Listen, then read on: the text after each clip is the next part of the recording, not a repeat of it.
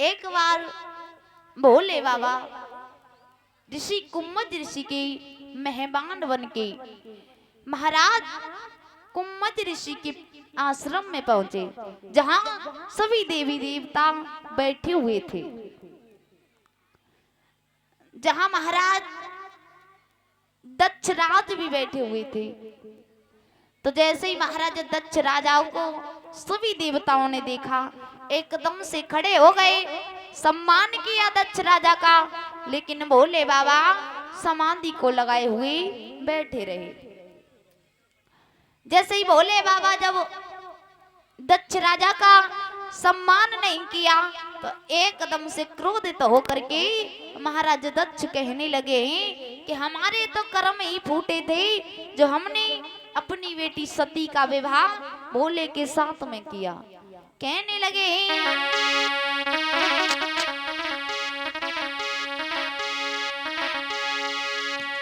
यज्ञ रचाई है जहाँ प्रजापति, हाँ यज्ञ रचाई है जहाँ प्रजापति, यज्ञ रचाई है जहाँ प्रजापति।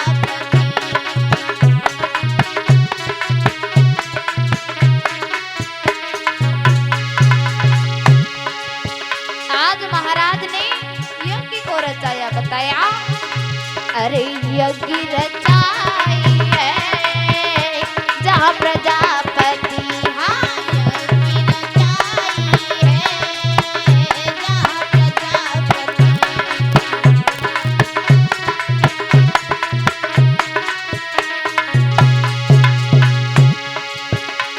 आए दक्ष राजा, देख हो गए खड़े सारे राजा।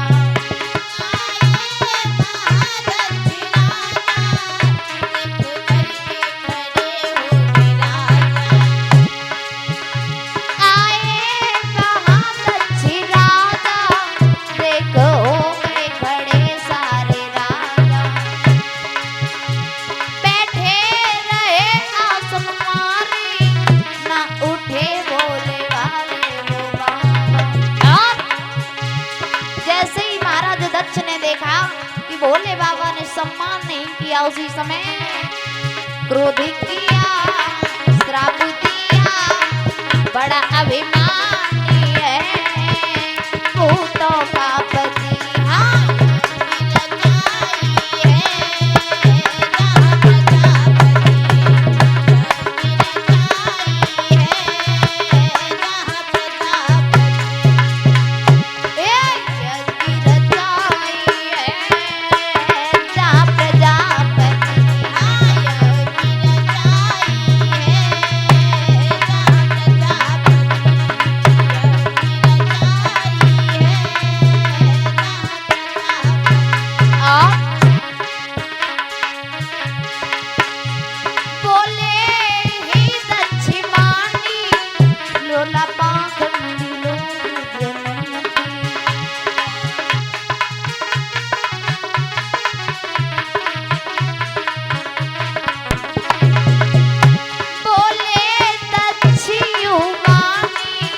भोला पाखंडी लोग ये तो प्रेम की भाषा न जाने, बोला हमसे कभी ये ना सीखे। अरे क्रोध किया, श्राप दिया, बड़ा अभिमानी है भूतों का पति, हाँ यज्ञ रचाई है जहाँ प्रजापति, यज्ञ रचाई है जहाँ प्रजापति। अरे बैठे सदा शिव आसन मारी, ब्रह्मा विष्णु करे सत्कारी, यज्ञ रचाई है जहाँ प्रजापति, हाँ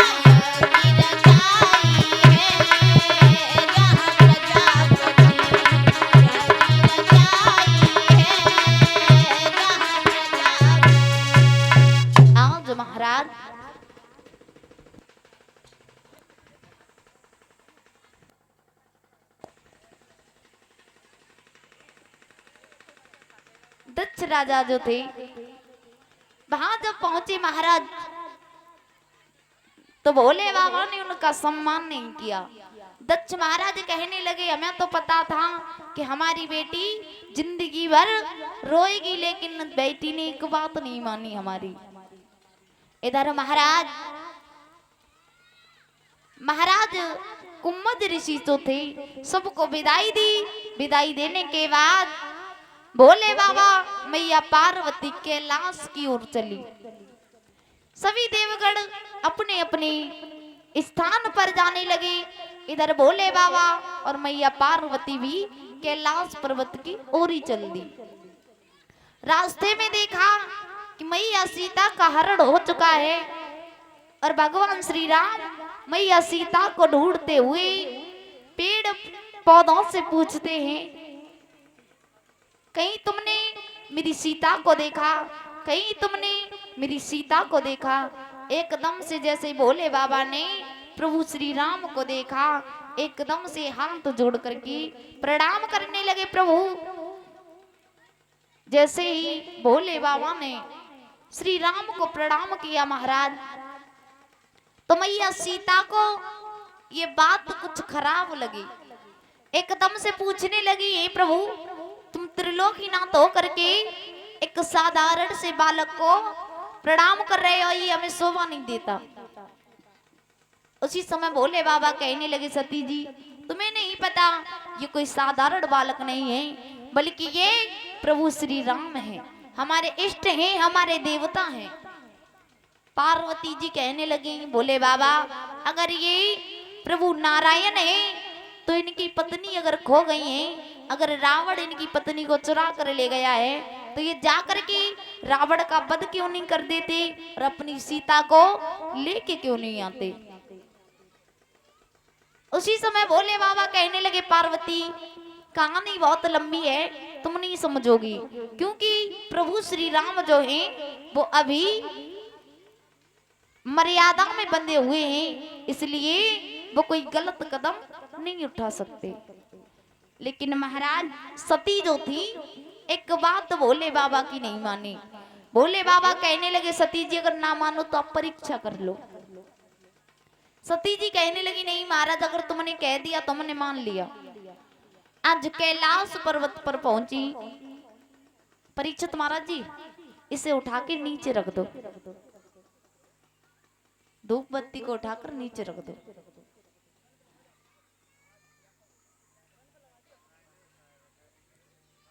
उसी समय महाराज एकदम से कहा कि सती जी ना मानो तो आप परीक्षा कर लो। सती जी कहने लगी, कोई बात नहीं प्रभु आपने कह दिया तो मैंने मान लिया। लेकिन महाराज सती जी को चैन नहीं पड़ा।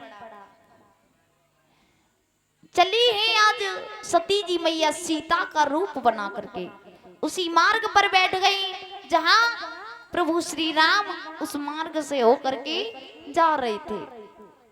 जब उसी मार्ग पर जा करके बैठ गई, उसी समय महाराज प्रभु श्री राम ने जैसे ही मैया सती को अपनी सीता के रूप में देखा, एकदम से हाथ जोड़ करके प्रणाम किया, कहा मैया क्या बात है, लगता है भोले बाबा से लड़ाई हो गई है का? जो तुम माई के जा रही हो।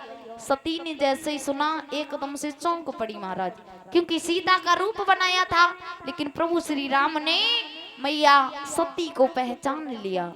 बोले हैं हाथ जोड़ करके, मैया क्या बात है, भोले बाबा से झगड़ा हो गया है क्या? अरे काहे को बैठी मैया चेहरा उतार के, काहे को बैठी मैया चेहरा उतार के, काहे को बैठी मैया चेहरा उतार के, काहे को बैठी मैया चेहरा उतार के, काहे को बैठी मैया चेहरा उतार के, जाई रही हो कानन करिया बोले विसर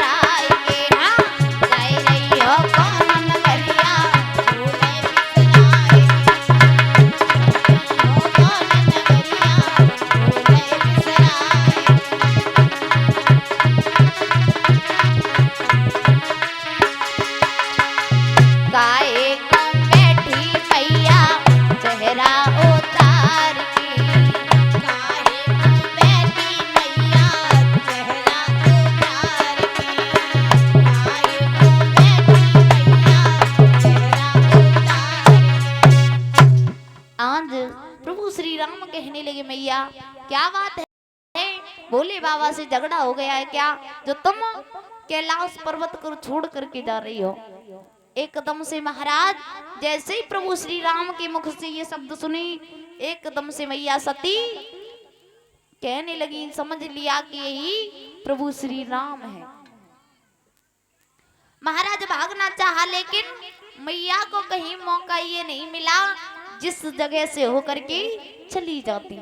चारों दिशाओं में देखा, उधर ही प्रभु श्री राम, मैया सीता, संग में छोटे भैया लक्ष्मण खड़े हुए दिखाई देते हैं। भागना चाहा लेकिन भाग नहीं पाई। आज महाराज मैया बड़े सोच में पड़ गई। एकदम से प्रभु श्री राम इतना कहने के बाद आगे की ओर निकल गए। मैया सती कैलाश पर्वत पर पहुंची। भोले बाबा जी पूछने लगे, सती क्या तुम परीक्षा लेने के लिए गई थी, परीक्षा को ले आई? सती जी कहने लगी, प्रभु तुम्हारी बात को मान करके हम परीक्षा लेने के लिए नहीं गए। भोले बाबा कहने लगे, ऐसा तो हो ही नहीं सकता, सती जी जो बोल दे वो करके न देखें।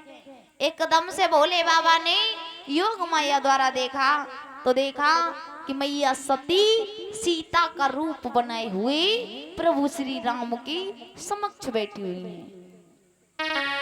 कि मां सीता के रूप में देखी अपनी नारी, नारी नहीं माता लगू, दिल में किया विचारू। जैसे ही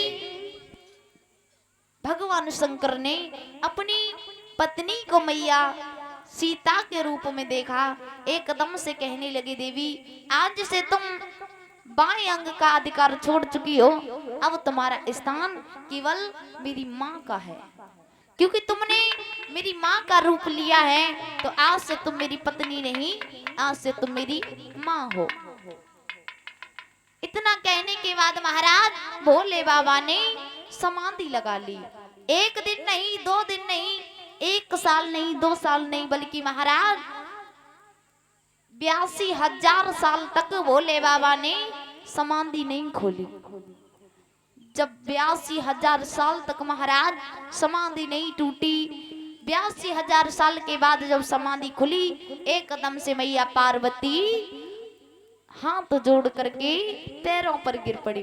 भोले बाबा कहने लगे, सती जी हमने तुमसे पहले ही मना किया था, लेकिन तुमने हमारी एक बात नहीं मानी। इधर महाराज भोले बाबा और मैया पार्वती में वार्तालाप हो रहा था। उधर देखा कि आकाश मार्ग से होकर के विमान जा रहे हैं, जिसमें देवता बैठ करके जा रहे हैं। एकदम से मैया पार्वती पूछने लगी, भोले बाबा ये विमान और ये देवता कहाँ जा रहे हैं? भोले बाबा कहने लगे, सती जी तुम्हें नहीं पता, ये सब तुम्हारे पिता दक्ष राज के यहाँ जा रहे हैं। सती जी कहने लगे, मेरे पिता के घर क्यों जा रहे हैं? कहने लगे, तुम्हारे पिता ने यज्ञ रखा है और यज्ञ में भाग लेने के लिए ये सब जा रहे हैं। सती जी कहने लगी, प्रभु अगर ये सब यज्ञ में जा रहे हैं तो क्या तुम्हें निमंत्रण नहीं आया? उसी समय शंभू कहने लगे, देवी तुम्हारे पिता ने सभी को निमंत्रण दिया, लेकिन हमें निमंत्रण नहीं दिया है। उसी समय पार्वती कहने लगी, प्रभु लगता है कि मेरे पिता निमंत्रण देना भूल गए हैं, कार्य वस्तु आप तक निमंत्रण नहीं आ पाया तो कोई बात नहीं, मैं तो उनकी बेटी हूँ, मैं तो जाऊंगी। भोले बाबा कहने लगे, पार्वती मेरी बात मानो, बिना बुलाए किसी के घर नहीं जाना चाहिए। माता वे ना बात को समझ लेना, अगर तुम्हारे भाई बुलाने ना आए तो जाना मत, ठीक है? हाँ, क्योंकि बिन बुलाए मेहमान की इज्जत नहीं होती है, इसलिए जब कोई निमंत्रण ना दे तो उस जगह जाना नहीं चाहिए। तो पार्वती कहने लगी, प्रभु शायद मेरे पिता भूल गए हैं इसलिए तुम्हें निमंत्रण नहीं दिया, लेकिन मैं तो जाऊंगी। मेरी बचपन की सहेली हमारे हवन में आएंगी तो हम तो जरूर जाएंगे। हाथ जोड़ करके मैया पार्वती जी कहने लगी, सुनो अरे मेरे सैया बबुला रचायो वारी यज्ञ हम जई अपने देश को। बबुला रचायो वारी यज्ञ हम जई अपने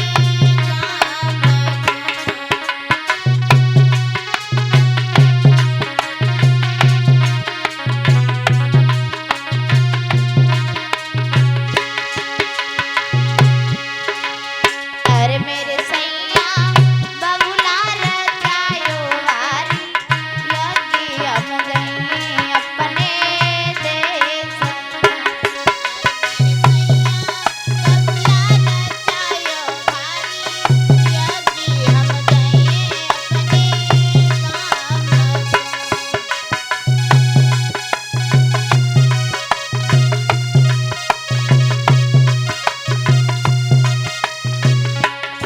और संग सहेली सब ही आई रही मेरे सैया।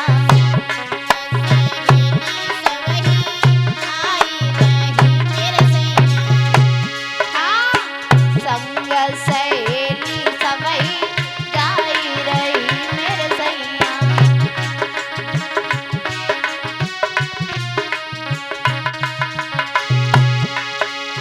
अरे मेरे सैया आओगी मेरी हरी बेटा हम गई अपने माई से।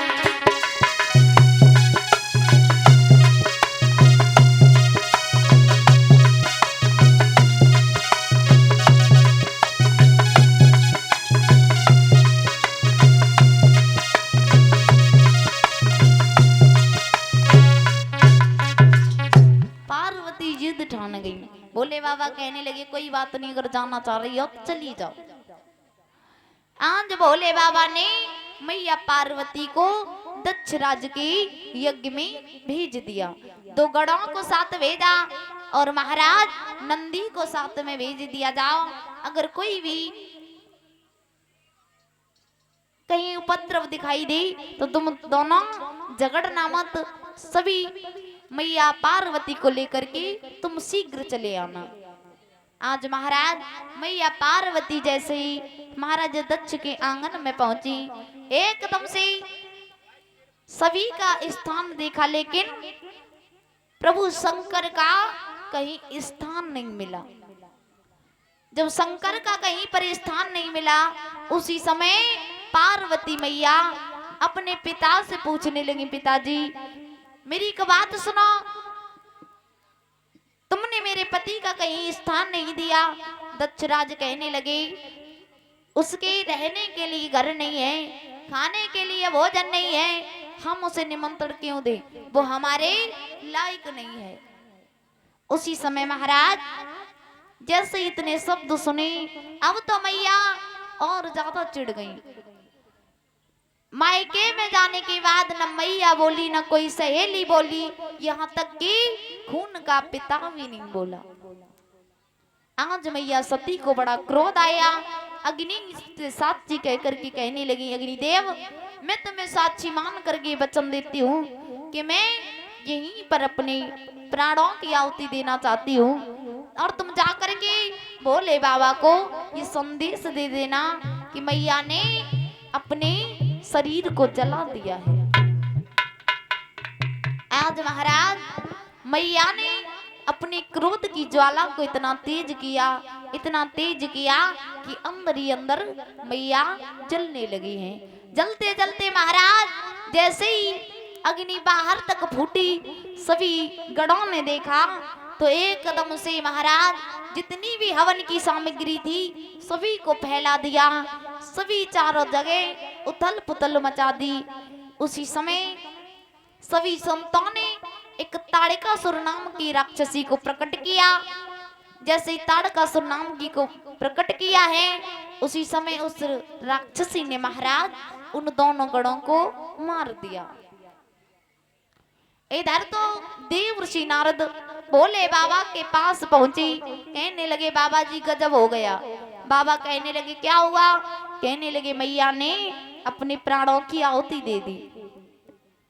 एकदम से भोले बाबा को जब ये पता चला है, आज महाराज क्रोध में भोले बाबा ने वीरभद्र नाम के राक्षस को प्रकट किया और महाराज के सिर को काट दिया उस असुर ने। महाराज जब महाराज दक्ष के शीश को काट दिया, अब तो मैया हाथ जोड़ करके खड़ी हो गई, कहने लगी प्रभु मेरी बात सुनो, जो हुआ वो तो हो गया, लेकिन अब इस यज्ञ को पूर्ण हो जाने दो, क्योंकि यज्ञ को रुका हुआ ठीक नहीं होता है।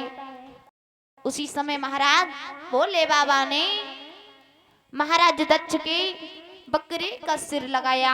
बकरे का सिर लगाने के बाद आज उनका यज्ञ पूर्ण करवाया और भोले बाबा ने मैया सती के शरीर को उठाया और महाराज तांडव करने लगे हैं। जब तांडव करने लगे तो आज सभी देवी देवता कहने लगे,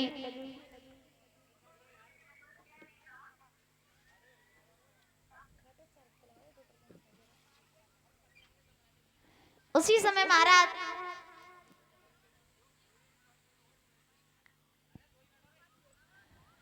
मैया के शरीर को उठाया। सभी देवता कहने लगे कि भोले बाबा का तांडव बढ़ता जा रहा है, अगर इसी तरह से भोले बाबा तांडव करते रहे तो पृथ्वी एक शमशान बन जाएगी। आज महाराज विष्णु जी ने अपना चक्र छोड़ा, चक्र से मैया सती के शरीर के हजारों टुकड़े कर दिए और जहां जहां महाराज टुकड़ा गिरा वहां वहां आज देव स्थान बने हुए हैं। जैसे पूर्णागिरी है, मैया की नावी गिरी थी तो वहां पर महाराज पूर्णागिरी स्थान है। तो इस तरह से मैया के जहां जहां टुकड़ी गिरी थी उस जगह स्थान बना दिए गए। इधर भोले बाबा शांत हुई, महाराज भोले बाबा रोने लगे, कहने लगे पार्वती अकेला छोड़ करके तुम हमें चली गई। लेकिन महाराज आजकल जो है प्रेम की परिभाषा क्या है, भोले बाबा भी प्रेम में रोए थे तो हम तो इंसान हैं। भोले बाबा भी रोए थे, भगवान श्री कृष्ण भी रोए थे और प्रभु श्री राम भी रोए थे। तो इधर महाराज भोले बाबा कहने लगे पार्वती हमें छोड़ करके चली गई। तो आज भोले बाबा मैया पार्वती के शोक में इतने डूब गए, महाराज इतने डूब गए कि अपने शरीर का भी ख्याल नहीं रहा। इधर मैया पार्वती ने पुनर्जन्म कहाँ लिया था, भोले बाबा का दोबारा विवाह किस तरीके से, तुम्हारा शांति बनाए बैठे रहना, ठीक है सभी लोग।